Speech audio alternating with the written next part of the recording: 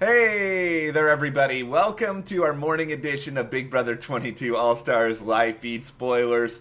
For those of you who wanted some unpredictability or a twist to enter the game, you can be pleased with this update. We have a little bit of drama. We have David maybe doing some not great things for his game potentially while trying to do a great thing for his game. Yeah, he's driving around the clown car and nobody's getting in this time.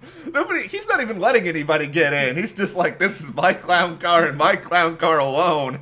Nobody can touch it. But we'll talk about nominations, the aftermath of that, not a new twist, but a twist entering the game that you guys have known about. But before we dive in, if you guys do enjoy this video, give us a like, subscribe to the channel, hit that notification bell for more, and if you do want to support us further, check those links to the store and also our Patreon.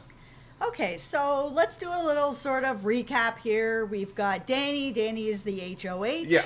She has now put out her nominations. It is Kevin. It is David. And this isn't too surprising. I mean, I know there was some of us out there that thought maybe she was just going to throw Tyler up there right away because he has been coming after her for the past few weeks behind her back. She does know about it, and unsuccessfully, it hasn't worked. She hasn't gone up yet, but now that she's in power, some of us thought maybe she'll throw him up right away. Maybe she'll try to backdoor him. That's sort of where we were.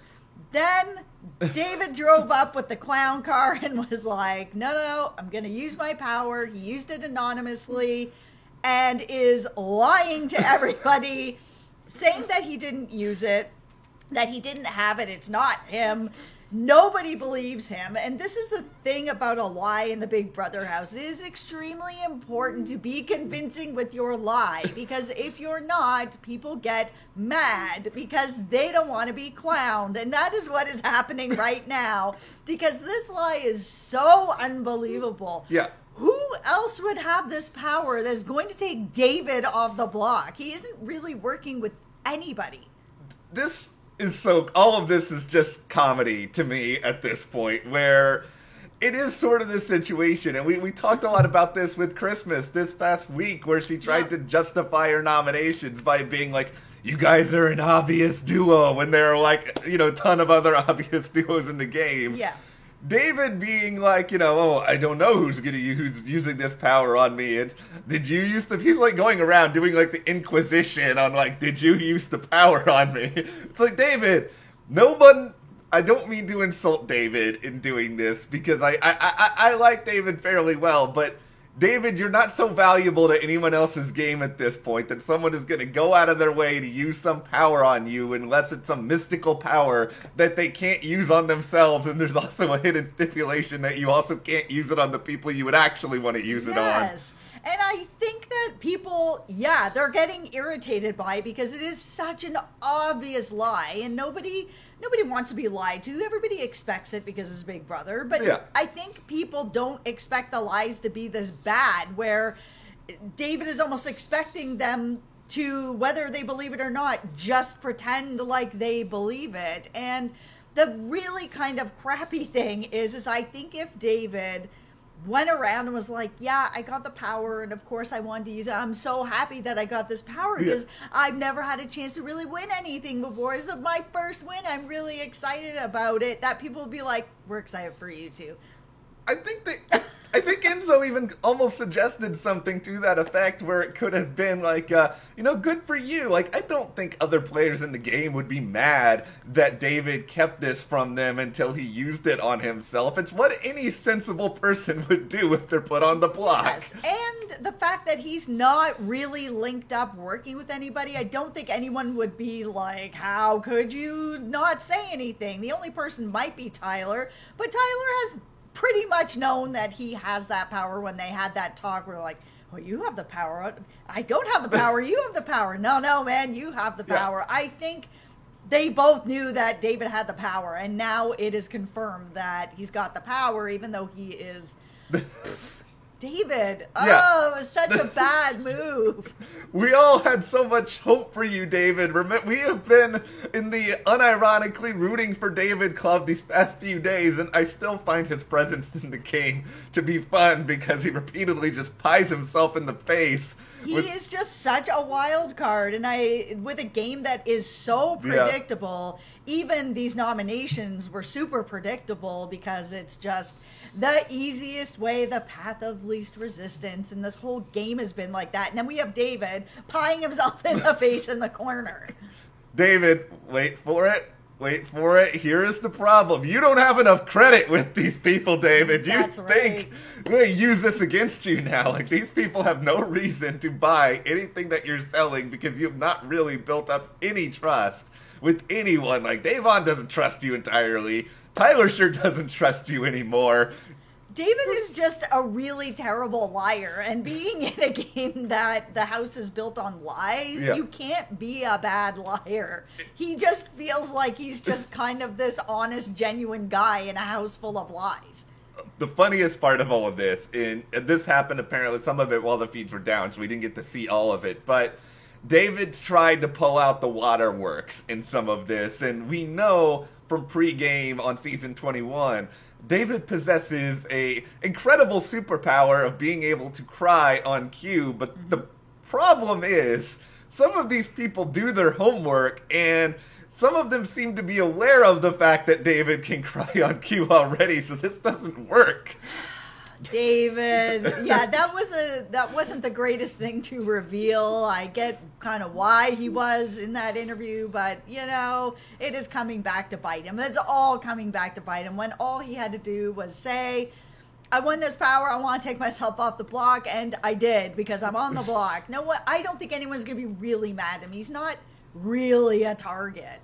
It would have been, much more effective for him if he just stored that information away. Maybe he said something on the show if he made it far enough in season 20. Well, granted, I guess nobody really has the foresight before their first season that they're going to come back and play again. It's true. Still, we're going to have a lot of fun, I think, with David moving forward as he has completely ostracized himself from most of the people in the game now, and they're all just super annoyed at him. Yeah, it's not great. And now he's used his power, so we'll see going out next week, David. Well, things are very interesting now because now Tyler is up on that block alongside Kevin, and Kevin was already very upset about going up. Kevin has his own sort of clown car he's building at this point, talking about how Danny was like the cool person who wanted to hang out with the nerds at school or whatever. Well, she still put you on the block there, Kevin, so I don't know how great your assessment there was.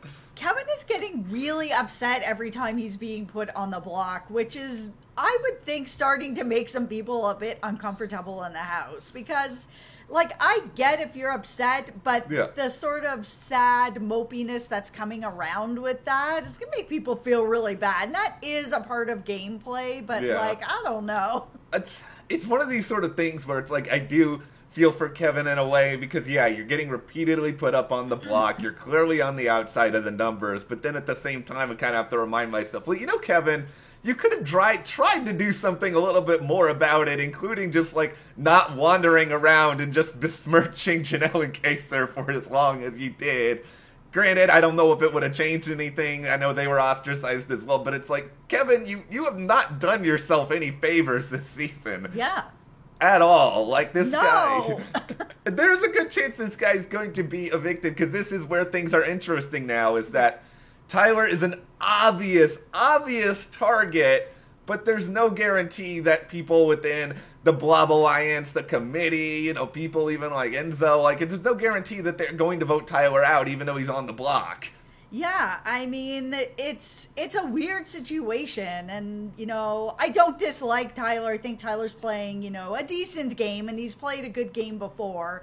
But the thing is it's we're 6 weeks in now. It's different if it's week one. Oh, do we want to get rid of Tyler at this point? He's a really big target. He's a good player. Maybe not yet. We'll keep him around a little bit longer. But now we're getting deeper into the game. It's starting to get around the time that you need to start getting out some of those bigger targets, because if you keep them around much past now, they're going to just run you down and run to the end of the game. And if Tyler's on the block, this may be the only time he goes on the block. You kind of have to take your shots when you can. Yeah. And then for Danny especially, I mean, Tyler's been trying to get her out for weeks. This completely makes sense.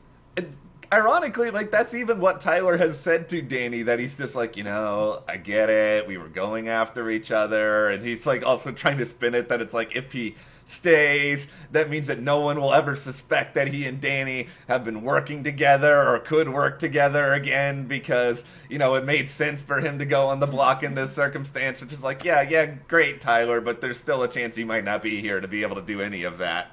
Yeah, and who knows if he's really being truthful or not. I mean, It's just, he had been going after her for so many weeks now. If I was Danny, I wouldn't believe him. I would find a way to get him out. Like, he's the obvious target for her to get out of the house, because if she doesn't, I still think he's going to come after her. Yeah, I still think that's going to happen for sure at some point very, very soon. I know Danny was put in a pretty terrible situation here, and she doesn't want to put up Devon, which I think clearly that buys her a little bit of trust with Devon now that she's not up on that block. Yeah, their relationship really has evolved and has changed. I was hoping that it had. I mean, all the conversations that they were having before Bailey ended up going home, her and Devon, they got close, and it felt really genuine. And now that I'm seeing Devon not on the block, not a replacement, feeling pretty genuine. When it comes to sort of the state of the vote right now, it's like, honestly, it's hard for me to care too much about, what certain people are saying, because it's before the veto, and I know some of the bros may be particularly wary about getting rid of Tyler because he is a very big target. He's someone they can hide behind for a little while, and I get all of that. It's just, it is Saturday. Come Wednesday, things change, your mind changes a lot, and yeah, like Jess was saying, you may not get another opportunity to take this guy out. So if he doesn't win the veto, he's still sitting up there. I think you gotta consider taking this shot. Yeah, and for some reason, a lot of people aren't considering taking shots at time. I mean, even that HOH where it was like, call people up. He wasn't called up at all until like the very end. And I was just like, why is this not going down? I know that he's got some Alliance members up there, but like just the same. Well, yeah. For now, it sounds like maybe Christmas could be a pawn with what happens with the veto. Enzo could also be someone in sort of that situation. Enzo is probably just going to continue to rant to everyone about how Devon should go up just because she fell off the challenge. And like, Enzo's really turned up about how bad Devon did in this endurance. Yeah, and I mean, she did do pretty bad. Yeah, so there was a part of me that was thinking that she threw it, that this was a good opportunity for her to sort of make herself look like she can't win anything, that sort of feeling, because she did fall that early. But then I tried to think of it from my perspective. If I had to do a challenge like that, I would have fallen even faster than her. I am really not physical. So, but we do know that Devon can be really physical from seeing her on other shows. So it is kind of did she fall on purpose? Didn't she? Is this, on this show, these are the type of challenges she hasn't done that well at, so it's not that surprising. But Enzo is taking it to a really weird spot. Like, he's like really disappointed in her for falling so early. It's just like, man, you don't know. You don't know. We don't know. She could have just had maybe a bad grip on something or a weird muscle spasm. Maybe she did throw it. I think it's just salty because he liked Bailey and he's just mad that she's not in the game anymore. It's possible. He really liked Bailey. Yeah, that's been the one thing. And it was actually kind of fun in some of the exit press seeing Bailey talk about, I like the Bailey and Enzo duo. Why couldn't they have actually worked together more? But okay, so today, the feeds already went to animals before we came on here, so I'm guessing that they might be doing the veto a little bit earlier. The weird thing, though, is that the backyard was actually kind of open earlier, so I've got one or two theories here.